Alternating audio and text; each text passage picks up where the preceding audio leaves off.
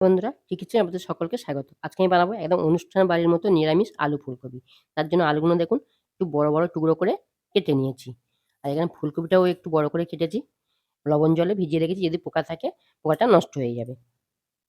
এখানে আমি একটা মসলা করে নেব। তার জন্য যে শুকনো লঙ্কা, গোলমরিচ, ধনে, দার দারচিনি, এলাচ আর লবঙ্গ আমি ভেজে গুঁড়ো করে নেব।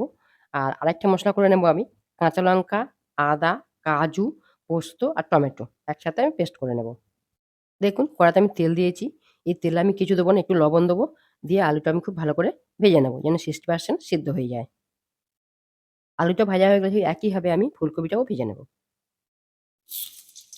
দেখুন আলু ফুলকপি আমি খুব ভালো করে ভেজে নিয়েছি।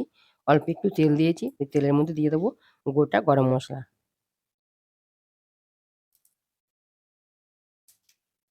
ফোড়ন থেকে খুব সুন্দর গন্ধ বেরিয়েছে। এবার আমি গ্যাসটা বন্ধ করে দেবো। এবার এই তেলের মধ্যে দিয়ে দেবো পরিমাণ মতো হলুদ গুঁড়ো। আর কালারের জন্য দেবো কাশ্মীরি লঙ্কার গুঁড়ো 1 চামচ মতো।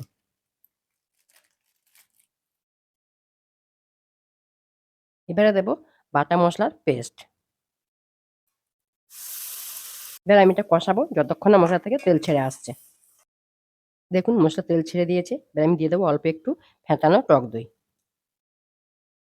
যে মশলাটা আমি ভেজে রেখেছিলাম এবার সেই মশলাটা আমি দিয়ে দেবো। দেখুন মশলা থেকে খুব সুন্দর তেল ছেড়ে দিয়েছে। এবার আমি এর মধ্যে আলু ফুলকপিটা দিয়ে দেবো, দিয়ে একটু কষাবো। এবার দেবো পরিমাণ মতো লবণ।